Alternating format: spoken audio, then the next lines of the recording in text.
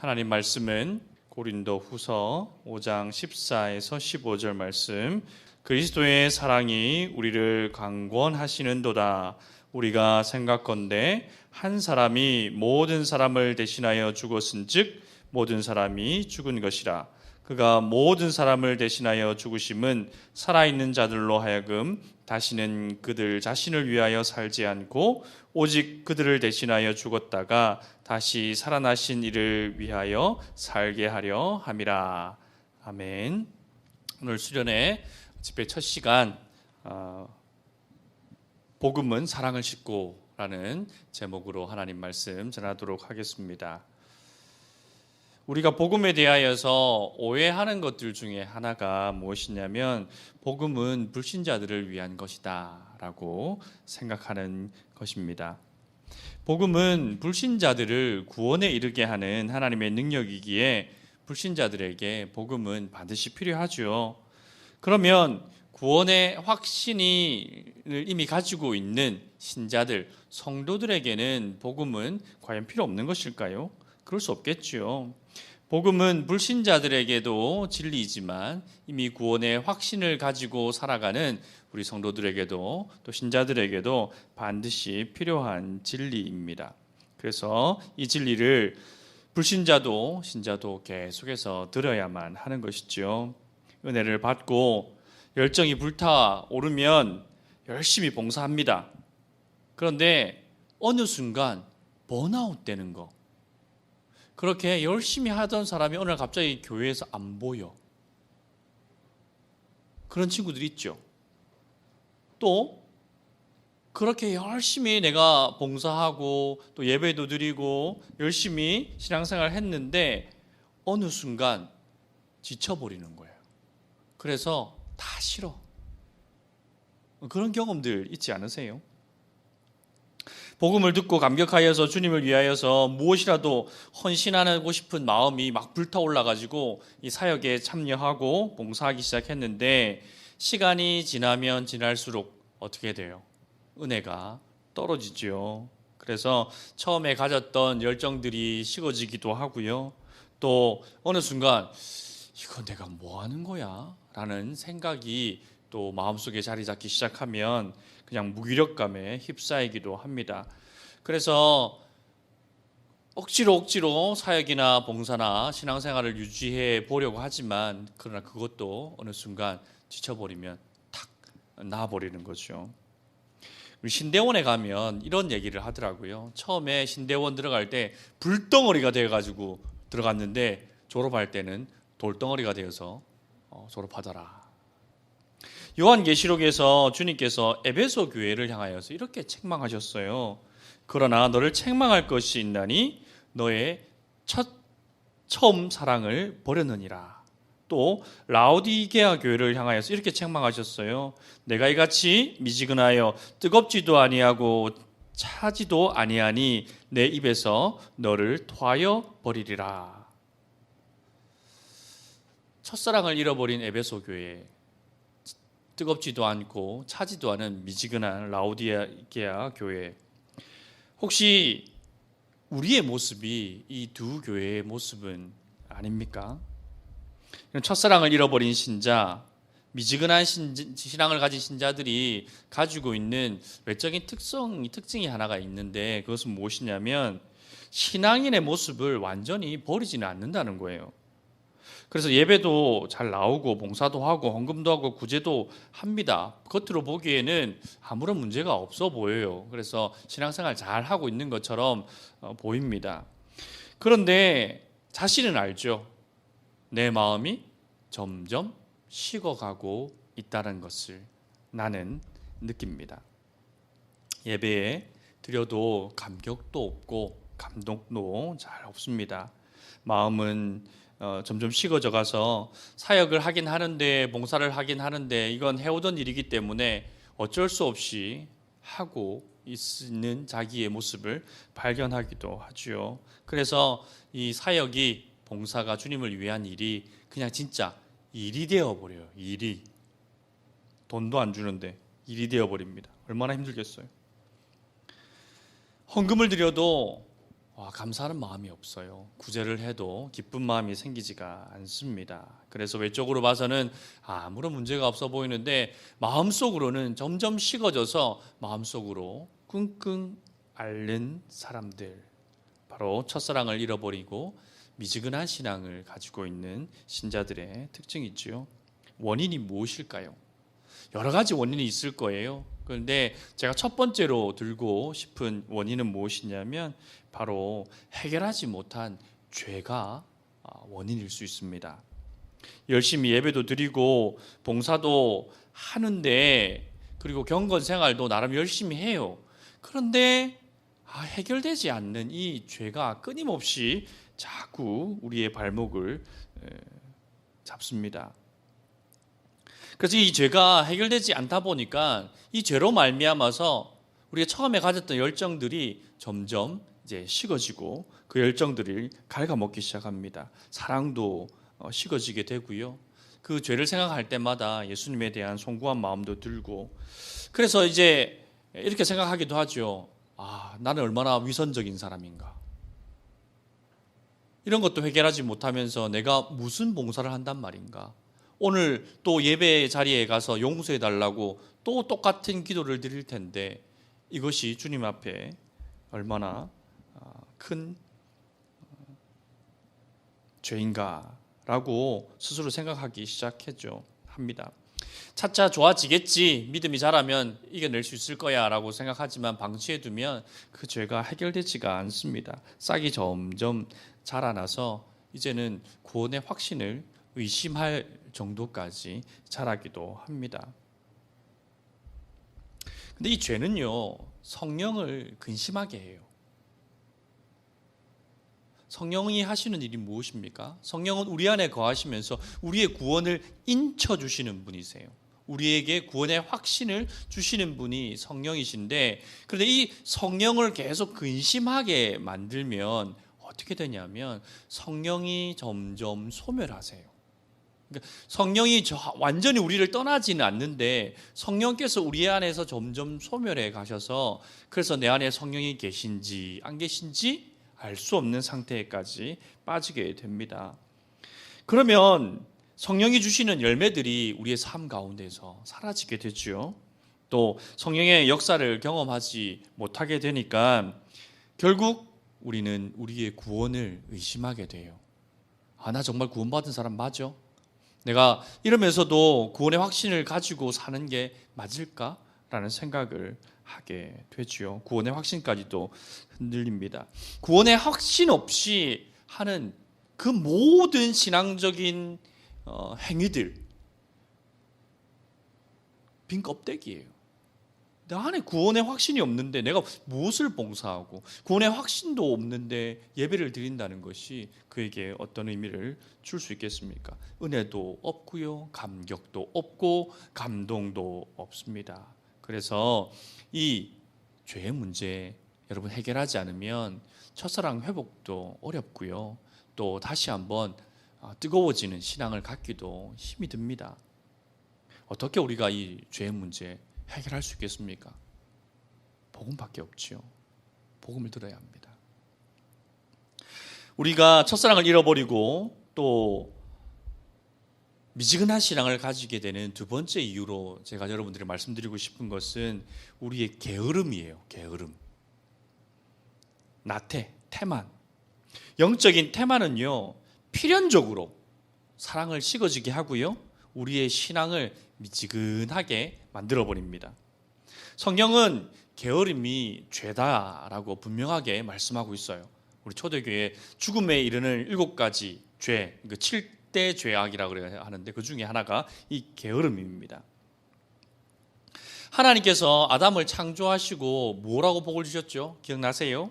생육하고 번성하라, 땅을 다스리고 정복하라 라고 하나님께서 첫사람 아담에게 복을 주셨어요. 근데 이 복이 아담이 그냥 가만히 자빠져 자고 있으면 그 복이 저절로 굴러올까요? 딱 보세요. 생육도 해야 되고 번성도 해야 되고 땅을 다스리기도 해야 되고 정복도 해야 돼요. 이게 게을러서 될 일입니까? 아니죠. 열심히 그 사명을 감당하도록 부지런히 뛰어다녀야 얻을 수 있는, 누릴 수 있는 복이었습니다. 그렇기에 게으름을 피우는 것은 하나님의 뜻과 반하는 것이 되는 것이지요. 그런데 이 게으름은요, 이쪽 천성적으로 게으른 사람들이 있어요. 뜨끔하시는 분 있나? 다 그냥 모든 일이 다 귀찮아. 천성적으로. 그래서 세수하는 것도 귀찮고, 뭐 하는 것도 귀찮고, 모든 것이 다 귀찮은 그런 게 천성을, 성품을 가지고 계신 분들이 있어요. 그런 분들 빨리 회개하시고 내 성품을 바꿔 달라고, 부지런함을 사모하고 사랑하는 그런 마음을 달라고 먼저 기도해야 됩니다. 그런데 이 게으름에 또 다른 부류가 있어요. 먹고 사는 일에 굉장히 부지런한 사람들이 있어요. 내 생계를 유지하고 또는 내 꿈을 이루기 위해서 굉장히 부지런합니다. 새벽에 일찍 일어나가지고 학원도 다니고 자기 개발을 위하여서 그리고 최선을 다합니다. 회사에 가서는 얼마나 열심히 일하는지 몰라요. 내가 맡은 일을 다 할 뿐만 아니라 내가 안 해도 될 일도 막 찾아서 하기도 해요. 그렇게 부지런한 사람들인데, 그래서 일 중독자처럼 보이기도 하는데, 근데 정작 하나님의 일에 관하여서는 게으름을 피우는 사람들이 있어요. 경건 생활이나 봉사활동, 그리고 하나님의 일에 하는 것에 대하여서는 우선순위가 뒤로 밀려나 있어요. 그래서 내가 이게 해야 할 일들이, 부지런한 사람들의 특징이 뭐냐 하면 그 일복이 있어요. 일복. 여러분들 중에 일복 있는 사람들 있죠? 어디 가나 이게 일복이 있는 사람들이 있어요. 막 일이 이만큼 쌓여 있어. 여기 가가지고 막 가니까 일이 이만큼 쌓여 있고, 또 저희 가면 집에 가면 집에 또 일이 이만큼 쌓여 있고. 일복이 많은 사람들이죠. 그래서 할 일이 너무 많다 보니까 그런 일들 하나하나 쳐내다 보니까 하나님의 일을 감당하기에는 시간이 부족한 거예요. 그리고 에너지도 다 써버렸어. 다 소진해서 하나님께 드릴 것이 얼마 없어요. 그래서 게을러집니다. 게으름을 피우게 돼요. 다른 부분에 향해서는 너무너무 부지런하고 너무너무 성실한데 하나님의 일에 관련될 때에는 그 우선순위가 밀려 있어서 게으름을 피우게 됩니다. 그러면 첫사랑을 잃어버릴 수밖에 없지요. 또한 사랑이 점점 식어질 수밖에 없습니다. 그래서 하나님의 일 때문에 내가 해야 할 일들을 방해받는다라고까지 생각해요. 나 이거 괜히 이 몸 맡아가지고 이거 할 일을 못하네 라고 생각하기도 하고, 예배가 왜 이렇게 많아? 라고 생각하기도 하고, 올해는 너무 바쁘니까 올해는 이제 그 교사는 좀 내려놔야겠어 라고 생각하기도 하죠. 우선순위가 뒷전이에요. 이런 것도 한편으로는 게으름이라고 볼 수 있습니다. 이런 게으름으로 인하여서 우리의 사랑이 식어지기도 합니다. 그리고 또 다른 의미의 게으름이 있습니다. 여러분 성경에서 게으름에 대해서 굉장히 많이 말씀하십니다. 잠언 15장 19절 말씀에 이렇게 말씀하세요. 게으른 자의 길은 가시 울타리 같으나 정직한 자의 길은 대론이라 라고 말씀하셨어요. 그 잠언은 뭐는 뭐고 뭐는 뭐다 라고 해서 이 대꾸를 이루어서 우리에게 하나님의 진리를 가르쳐주는 구절들이 많거든요. 이 구절도 마찬가지예요. 게으른 자의 길은 가시 울타리 같으나 정직한 자의 길은 대론이라. 좀 이상하지 않아요? 게으른 자의 길은 가시 울타리 같으나 부지런한 자의 길은 대론이라. 이러면 의미가 좀 통할 것 같은데, 이 게으른 자와 정직한 자를 서로 대꾸시키고 있습니다. 자, 그럼 이거 반대로 생각하면 뭐 어떻게 되는 거예요? 게으른 자 이꼬르 어떻게 되는 거예요? 정직하지 못한 사람, 거짓말쟁이가 되는 거예요. 이 말씀을 그대로 이제 풀어보면 게으른 자는 거짓말쟁이다 라고 합니다. 왜 게으른 자를 성경은 거짓말쟁이다 라고 말하는 걸까요? 다시 잠언 26장 13절 말씀해 보면 이렇게 말씀하십니다. 게으른 자는 길에 사자가 있다, 거리에 사자가 있다 하느니라. 무슨 말일까요? 게으른 자는 길에 사자가 있다, 거리에 사자가 있다 라고 말한다고 하는 거예요. 이게 무슨 의미냐면 내가 저 길을 가야 돼. 근데 거기 사자가 있어. 거기 사자가 있어. 그 호랑이 있어서 못 가. 가면 안 돼. 안 가는 거예요. 보세요. 게으른 자는 정직하지 못해요. 거짓말을 하는 거예요. 그래서 자기가 해야 할 일들을 그런 핑계를 대가면서 미루는 거예요. 뒤로. 그게 게을러지는 거죠. 해야 할 일들이 있는데도 불구하고 그 일들을 자꾸 뒤로 미루다 보니까 그래서 게으른 자가 되는 겁니다. 이런 게으름에 빠진 사람들은요, 이렇게 신앙생활을 이렇게 하면서도 내가 경건 생활을 할 수 없는 여러 가지 이유들을 막 만들어내요. 성경은 이래서 못 읽어요. 기도는 이래서 못 해요. 그리고 예배는 이래서 못 드렸어요. 라고 이렇게 자꾸 이유를 대요. 이유를. 그러면서 신앙생활에 점점 게을러지기 시작합니다. 또 그래서 뭔가 좀 이렇게 봉사하면서 이번에 이런 것 좀 합시다라고 하면 그건 이래서 안 돼요. 그럼 이렇게 할까요? 그건 그래서 안 돼요. 그럼 뭐 어쩌자고요? 안 돼요. 그냥 하던 거나 해요. 이게 이렇게 게으름이거든요. 그러니까 하던 거라도 그냥 하고 싶은 거 하는 것만. 뭔가 새로운 거, 진취적인 거, 새로운 것에 도전하는 거 그런 것들이 그냥 귀찮은 거야. 그냥 하던 대로 해요. 하던 거나 잘합시다. 이런 것도 게으름이다라고 성경은 말씀하고 있습니다. 그래서 이런 사람들 특징은 뭐냐면 이 신앙생활을 하는 것도 아니고 안 하는 것도 아니에요. 너 신앙생활 똑바로 안 해라고 하기에는 뭔가 다 하고 있고요. 그럼 뭐 열심히 하고 있나라고 들여다보니까 또 열심히 하는 것도 아니야. 아무것도 안 하는가 보니까 뭘 그래도 하던 건 해. 그러니까 신앙생활을 하는 것도 아니고 안 하는 것도 아니고. 그러니까 이런 뜨미지근한 상태로 신앙생활을 하면 사람이 게을러지고 이런 게으른 상태로 신앙생활을 하다 보니까 뭐 어쩔 수 없이 이렇게 신앙생활 이렇게 하는 사람을 머리 떠올려보면 어떻게 할 것 같아요? 그 사람들이 막 열정에 넘치고 이렇게 막 은혜가 넘치고 막 그럴 것 같아요? 아니죠. 딱 이런 사람 뭐 이렇게 생각만 해도 전 저러 가지고 신앙생활 제대로 하겠나 싶은 걱정이 여러분 무슨 앞서지요. 그렇습니다. 게으름을 벗어나야 돼요. 그래야만 우리가 첫사랑도 회복하고 하나님을 향한 사랑도 회복하고 또 열정도 회복할 수 있어요. 뜨거운 신앙생활을 할 수 있어요. 그럼 어떻게 해야 되겠습니까? 이 게으름을 이길 수 있는 동기가 필요해요. 동력이 필요하다고요. 이 게으름을 격파해낼 수 있는 새로운 동기가 필요합니다. 그 동기가 뭐겠습니까? 복음이에요. 복음이 이 게으른 사람들의 동기가 되어야 합니다. 마지막으로 한 가지만 더 말씀드릴게요. 외적인 환경이에요. 특별히 실패가 계속되거나 또는 고난이 계속되다 보면 이 사랑이 식어져요. 그리고 신앙이 식어집니다.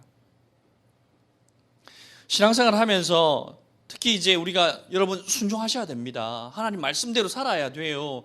라고 그렇게 제자도의 삶을 얘기하면서 우리에게 제시하는 그 동기 중에 하나가 뭐냐면 이게 복이거든요. 복. 순종하면 여러분 하나님이 복 주십니다.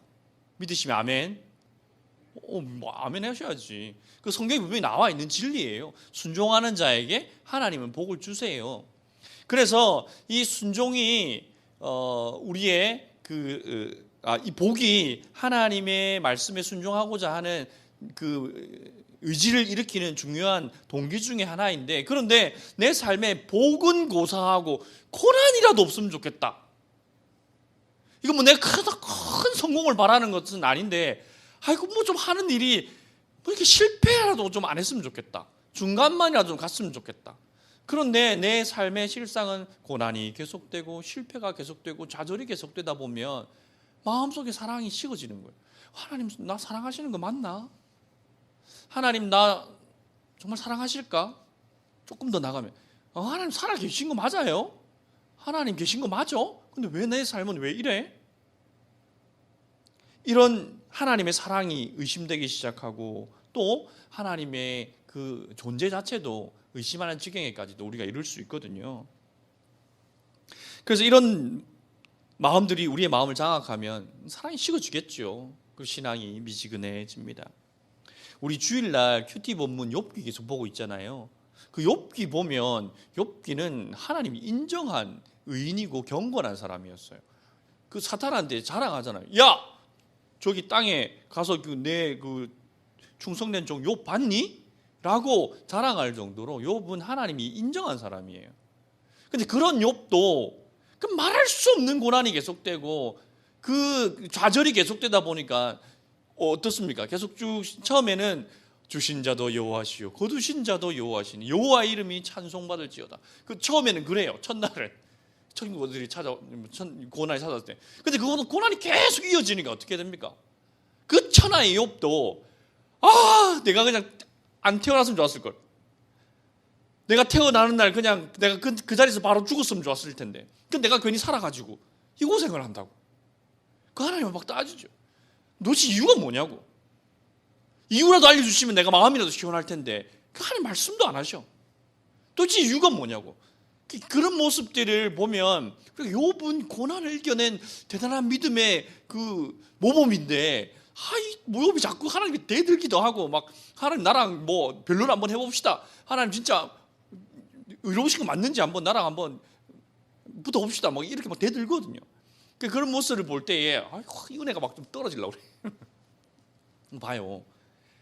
천하의 욥도 하나님이 인정한 경건한 사람, 의로운 사람, 믿음의 사람 욥도요. 고난이 이렇게 계속되다 보니까 그 마음이 흔들리는 거예요. 고난이 이렇게 무섭습니다.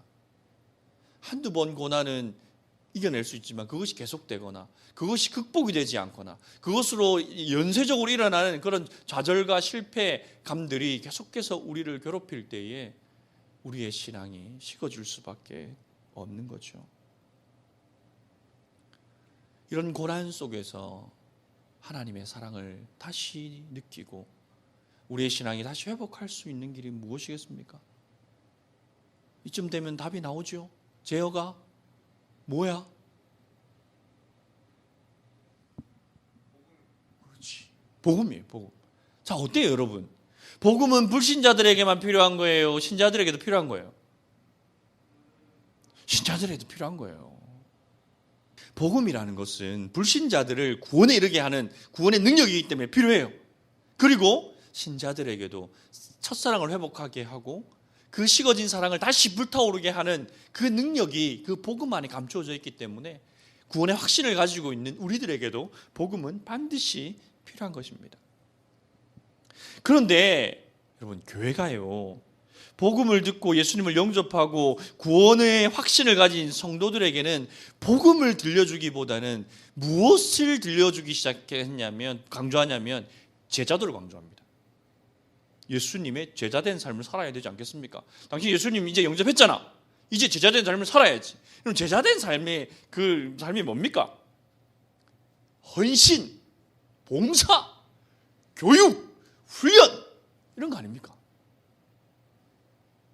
그래서 그 한 사람을 불신자가 예수님을 복음을 듣고 예수님 영접하고 이제 세례를 받고 이제 신자가 되었어요. 그러면 뭐 합니까? 웬만한 교회는 바로 찬양대 투입합니다. 찬양대로 가십시오. 당신은 이제 세례교회니까 애들 좀 가르치십시오. 이제 했으니까 주방 봉사 좀 하시고, 그리고 또 무슨 차량 봉사도 좀 하시고, 막 봉사를 맡깁니다. 그러면 신앙이 잘 성장할 거라고 생각했어요. 왜? 그것이 제자의 삶이니까. 예수님의 제자도의 삶을 살아가면 그 사람의 신앙이 잘 성장할 수 있을 거라고 생각했어요. 그래서 그들에게 봉사를 맡기는 거예요. 우리같이 큰 교회는 그래도 한 1년 정도 있다가 맡기지만 좀 작은 교회, 일손이 부족한 교회는 어떻게 쓰든지 막 그 복음을 듣고 이제 영접해가지고 막 뜨거운 사람들 보면 일꾼이 있어요. 하나님이 일꾼 보내주셨다고. 그래서 이것도 맡기고 저것도 맡기고 처음에는 열심히 봉사합니다. 재미도 있고 그리고 이게 세상에서 하는 것들보다 또 다르니까 열정도 있고 하니까 재미있게 해요. 그래서 신앙이 잘 자라면 좋을 텐데 어느 정도까지는 자랄 수 있는데 이게 어느 한계가 있더라고. 한계가. 그럼 그렇지 않아요? 제가 볼 땐 그랬어요. 열심히 봉사하다가 그러다가 지쳐가지고 더 큰 교회를 가버려. 이게 개척교회의 큰 딜레마예요. 일꾼이 없어서 겨우 한 사람 세워가지고 이렇게 일꾼 만들어 놓으면 열심히 봉사하다가 그 어느 날 딱 시험에 들리는 거예요. 우리 이거 앞에 살펴본 것처럼 자기 죄가 해결이 안 됐든지 또 게으름이 있든지 아니면 고난이 있든지 아니면 그 관계 속에 어려움이 탁 생겨버리면 관계 어려움도 우리의 신앙을 어렵게 하는 이유 중에 하나네요. 딱 그러면 탁 놔버리고 가버립니다. 그래서 이렇게 그 제자도를 계속 강조하면서 제자된 삶을 살아가면서 교회가 그들에게 제시하는 두 가지 위로가 있어요. 첫 번째 위로는 뭐냐면 복 받는다, 형통하다. 그 열심히 봉사하기 집사 되면 집 사야지, 집 사준다. 형통해 복. 또 한 가지가 뭘까요? 직분을 주는 거예요. 직분. 처음에 서리 집사, 안수 집사, 그 다음에 장로, 또 자매들은 뭐예요? 권사. 이제 훈장 받는 거지. 그 달고 나면 그 다음부터 어떻게 돼요? 딱 어깨 힘들어가지고 내가 어떻게 권사 받았는데, 내가 어떻게 장로했는데, 저분이 맞아? 라는 생각이 들 정도로. 왜 그렇게 됐을까? 왜 그렇게? 이 직분이 하나의 훈장처럼 여기다 보니까 이건 내가 열심히 봉사해서 하나님 주신 상급이야. 물론 직분 여러분 직분에 대하여서 이렇게 부정적으로 생각하면 안 됩니다. 직분에 대한 사모함을 가지는 건 좋은 거예요. 그런데 그 직분을 받은 것이 내 공로에 대한 훈장처럼 느끼게 되면 그때부터 신앙이 나락으로 떨어지는 겁니다. 그래서 제자도를 굉장히 강조하면서 거기에 대해서 두 가지 위로를 성도들한테 주면서 이렇게 겨우 끌고 오는 거예요. 그래서 구원에 확신 없는 권사님들, 구원에 확신 없는 안수집사님들, 구원에 확신 없는 장로님들이 우리 한국에는 많이 계십니다. 제자도가 문제가 있어서 그렇습니까? 그러면 제자도에는 문제가 없습니다. 제자된 삶은 예수님의 아주 중요한 가르침, 핵심적인 가르침 중에 하나예요. 문제는 제자도는 열심히 가르치는데 복음을 잘 안 들려주는 거예요. 복음을 지속적으로 들려주지 않다 보니까 이런 일이 일어납니다. 복음은 전도를 위한 목적으로는 가르치는데, 그런데 구원의 확신 있는 그리스도인들에게는 순종과 봉사와 헌신을 위한 이런 제자도를 강조하다 보니까 이 밸런스가 깨어져서 신앙생활에 이런 삐그덕거림이 생기는 거예요.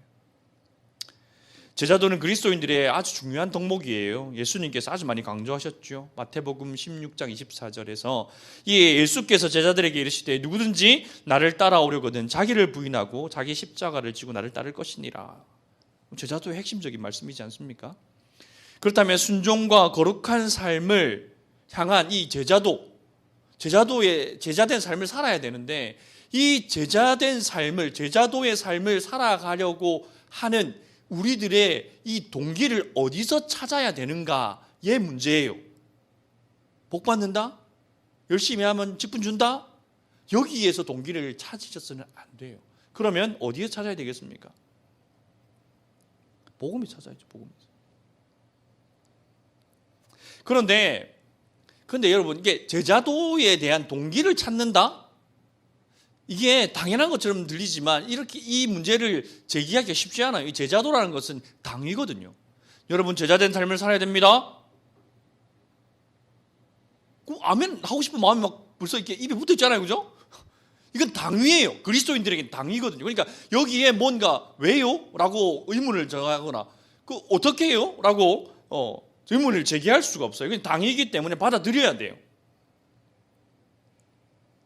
그렇기 때문에 우리가 이렇게 제자도의 삶을 살아야 한다는 것이 내 속에 박혀있기 때문에 그 삶을 살아야 하는 것은 당연한데, 그 동기를 어디서 찾아야 되는지에 대하여서는 우리가 듣지 못했기 때문에, 그래서 그러한 동기를 발견하지 못하고 계속 헌신만 하다 보니까 번아웃 돼버리는 거예요. 번아웃 되다 보니까 사랑도 식어지고 그리고 신앙도 미지근해집니다. 오늘 말씀에서 바울 사도가 뭐라고 말씀합니까? 그리스도의 사랑이 우리를 강권하시는도다. 그리스도의 사랑이 우리를 강권하시는도다 라고 고백합니다. 여러분, 바울 사도만큼 제자도에 헌신된 사람 있을까요? 제자 중에서는, 사도 중에 최고였죠. 그의 삶은 그리스도에게 온전히 헌신된 삶이었어요. 갖은 고난과 고초를 겪었지만 그는 제자도의 삶을 포기하지 않았습니다. 그가 개척한 교회가 얼마나 많습니까? 크게 성장한 교회도 있었어요. 이만큼 개척해놨으면 거기 담임 목사하면서 안주할 수도 있었어요. 그런데 바울 사도는 안주하지 않습니다. 이 교회가 개척되고 이 교회가 안정적으로 이제 스스로 예배하고 제자들을 전도해서 제자들을 다시 양육할 수 있는 그런 시스템이 갖추어지면 또 떠나는 거예요. 또 다른 곳으로 주님이 명령하신 땅 끝까지 이르러 복음을 전하려고 하는 사명을 끝까지 포기하지 않습니다. 그랬던 바울이 그러한 삶을 살았던 동기가 무엇이라고 오늘 우리에게 가르쳐주고 있습니까? 그리스도의 사랑이 나를 강권하셨기 때문입니다 라고 우리에게 가르쳐주고 있습니다. 이 강권이라는 단어는 어느 정도 강제력을 가지고 어떤 일을 계속하도록 재촉한다는 의미를 가지고 있잖아요. 그래서 칼빈 선생님이 이 강권이라는 단어를 이렇게 주석하였습니다. 한번 들어보세요. 그리스도께서 그의 죽음 안에서 우리에게 보여주신 놀라운 사랑을 곰곰이 묵상하는 사람은 누구를 막론하고 더없이 단단한 쇠고리이고 그에게 묶여지고 그 결과 그를 섬기는 일에 헌신하지 않을 수 없다.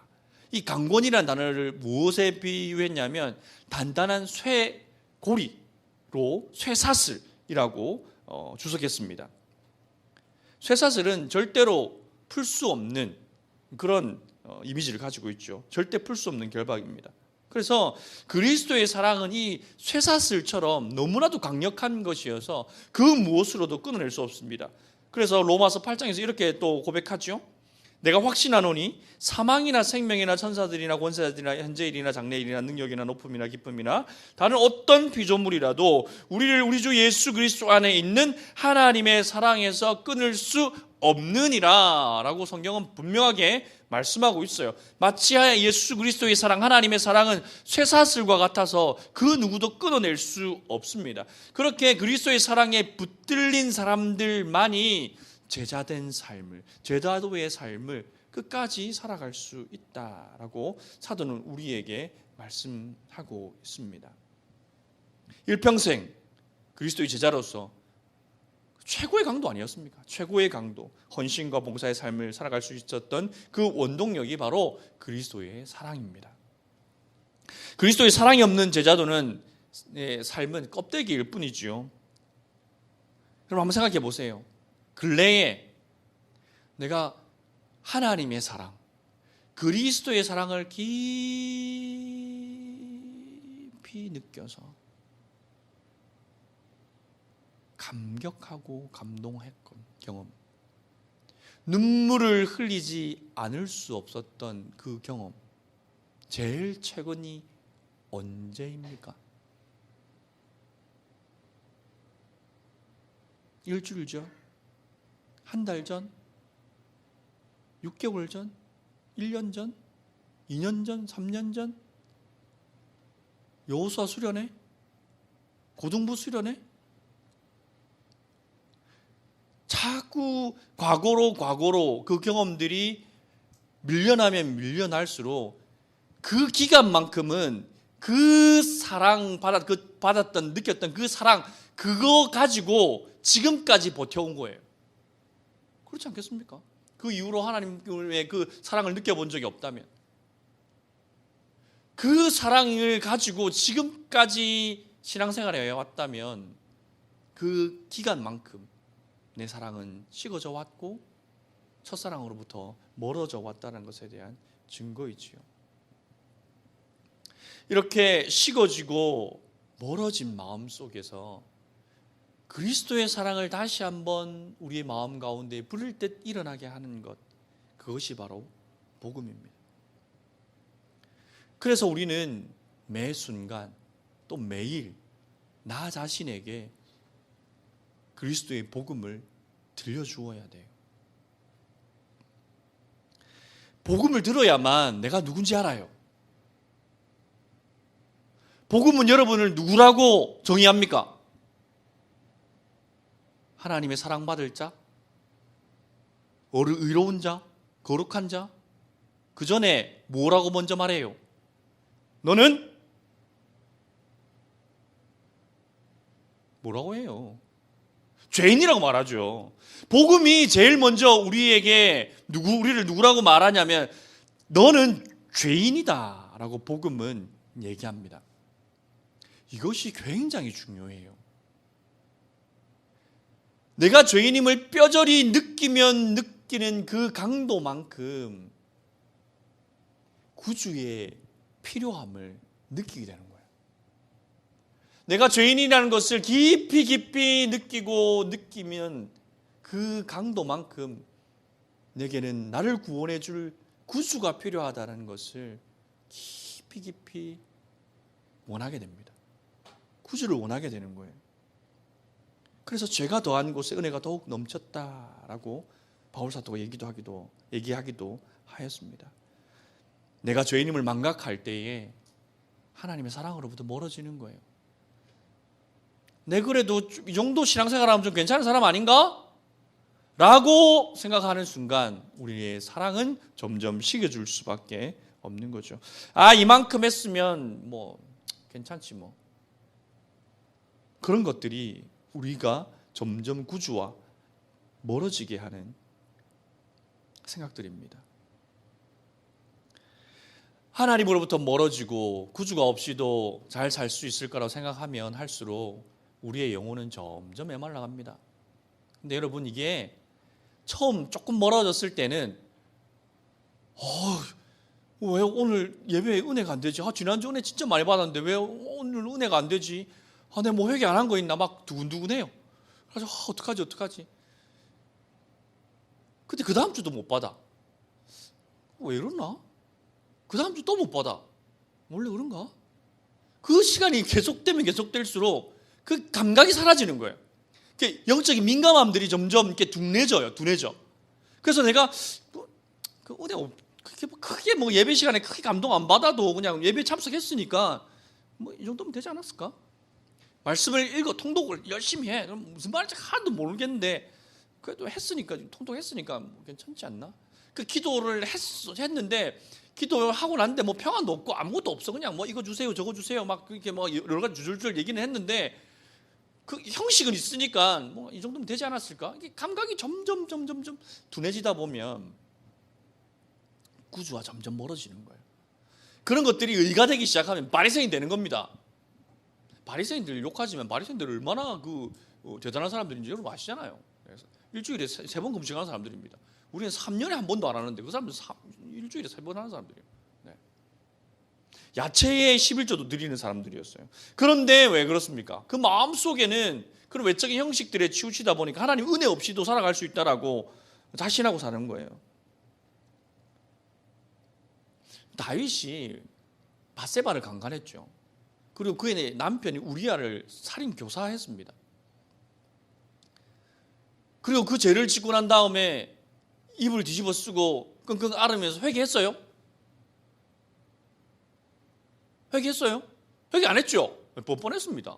내가 왕인데 왕은 다 내 건데 왜? 뭐 부하 하나 부하 와이프 이 땅에 있는 여자들이 다 내 여자지. 였다고 생각을 하고 살았던 거예요. 그래 나단 선지자가 와가지고 비유로 이렇게 풀어주니 추려졌는데도 그때 막 열을 내. 아니 양이 그렇게 많은 인간이 양 한 마리밖에 없는 그 가난한 자의 양을 갖다 잡아가지고 먹었다고? 그 놈은 엄벌해야 된다고. 그렇게 하다가 나단이 그게 너잖아. 이러니까 그제서야 생각한 거예요. 다윗도 게을러지고 하나님으로부터 멀어지고 그러다 보니까 영적인 민감함이 둔해지다 보니까 그 심각한 죄를 짓고도 죄가 된 줄 모르는 거예요. 그럼 하나님 어떻게 해요? 선지자를 보내는 거예요. 선지자를 보내서 네가 지은 죄가 무엇인지를 알려주는 거예요. 그제서야 다윗이 땅을 칩니다. 내가 이르기를 내 허물을 여호와께 자복하리라 하고 주께 내 죄를 아뢰고 내 죄악을 숨기지 아니하였더니 곧 주께서 내 죄악을 사하셨나이다. 다윗이 자기의 죄를 깨달은 후에야 그래서 그 죄에 대하여서 통렬하게 회개하며 하나님을 찾았을 때 그가 다시 영적인 민감함을 회복할 수 있었어요. 아, 내가 이렇게 하나님으로부터 멀리 떨어졌구나. 그래서 우리가 바로 내가 죄인이라는 것을 알려주는 것이 복음이기 때문에 이 복음을 매일매일 나에게 들려주어야 돼요. 그리고 나는 얼마나 나쁜 놈인가? 나는 얼마나 나쁜 사람인가? 내가 어제도 얼마나 많은 죄악을 지었는가? 라는 것을 되새겨야 돼요.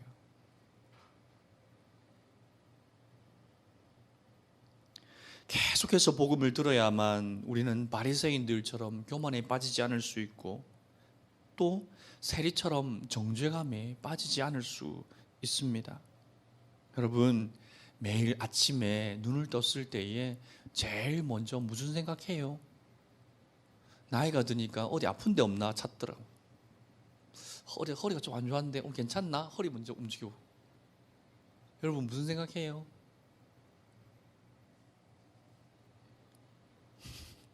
오늘 직장 가지고 팀장 그 인간 어떻게 또 보지 막 그 생각하고 카드가 어떻게 메꾸지 이 생각하고. 그런데 그런 생각 하지 말고 어디 아픈 데 있나 찾고 또 오늘 해야 될 일 중에 스트레스 받는 일 그런 것들 짜증나는 일들 생각하지 말고 제일 먼저 자기 자신에게 복음을 한번 들려줘 봅시다. 나는 죄인이지만 예수님이 나의 그 죄를 위하여서 십자가에 달려 죽으심으로 날 용서해 주셨잖아. 나에게 구원의 은혜를 베풀어 주셨잖아. 그리고 오늘도 나에게 새 하루를 주셨잖아. 라고 복음을 선포하고 우리가 하루를 시작하면 우리의 삶이 어떻게 변하겠습니까? 그리스도의 끊을 수 없는 그 사랑을 다시 한번 마음판에 새기고 하루 아침을 시작한다면 우리의 하루는, 우리의 인생은 굉장히 많은 것들이 바뀔 것입니다. 어제의 실패가 오늘의 좌절로 이어지지 않을 거예요. 어제는 실패했지만 오케이, 좋아, 오늘은 주님 의지해서 다시 한번 도전해 보는 거야 하겠죠. 어제의 고단함이 오늘의 게으름으로 이어지지 않을 겁니다. 어제 너무 일을 많이 해서 너무 피곤한데 오늘 너무 힘들다, 난 좀 게으름을 좀 피워야겠어 라고 하지 않고 하나님 오늘도 나에게 새 하루를 주셨구나 라고 생각하면서 힘차게 하루를 시작할 수 있을 것입니다. 어제는 너무너무 고난 때문에 힘들고 속상했지만 그러나 오늘은 하나님께서 다시 한번 새 소망이 되어주시고 나를 이렇게 사랑하시는 하나님께서 나의 삶을 다시 회복시켜 주실 거야 라는 그 소망 가운데서 하루를 시작할 수 있지 않겠습니까? 하루를 주님을 위해 살고 싶은 열정이 솟아나게 될 것이고 오늘 하루 하나님께서 나에게 무슨 일을 어떤 일을 행하실지에 대한 기대감을 가지고 하루를 시작하지 않겠습니까? 복음을 나에게 들려준다면 아침에 일어나자마자 40분짜리 복음 제시를 다 하라는 거 아니에요. 복음에 있는 핵심적인 원리들이 있잖아요. 복음은 하나님이 주신 나의 선물. 나는 죄인이었는데 예수님께서 나의 죄를 대신해서 십자가에 못 박혀 죽으시고 부활하심으로 나에게 영생의 길을 열어주셨고 그 예수님을 믿는 나에게는 구원을 베풀어 주시는 그 하나님의 은혜, 그 하나님의 은혜를, 그 예수님의 사랑을 생각하고 우리가 하루를 시작한다면 우리의 인생이 반드시 변화될 겁니다. 우리의 그 시간들이 계속 누적되다 보면 어느새 나의 마음이 뜨거워지고 어느새 그 예수님을 향한 예수님이 나를 향한 그 사랑이 어느 순간 느껴지기 시작할 거예요. 한번 속는셈 치고 한번 한 달만 해봅시다. 매일매일 미친 사람처럼 일어나자마자 복음을 막 선포하는 거지.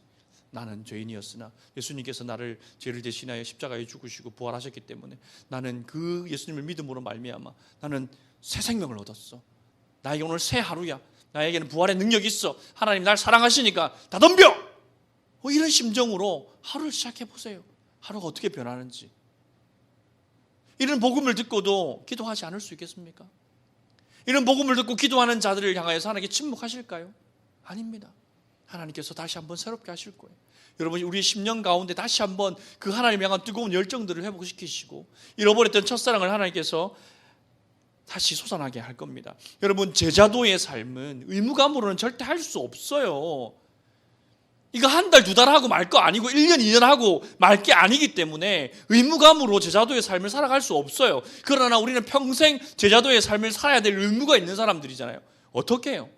끊을 수 없는 그 하나님의 사랑이 우리를 강권하시도록 나를 내어드려야 돼요.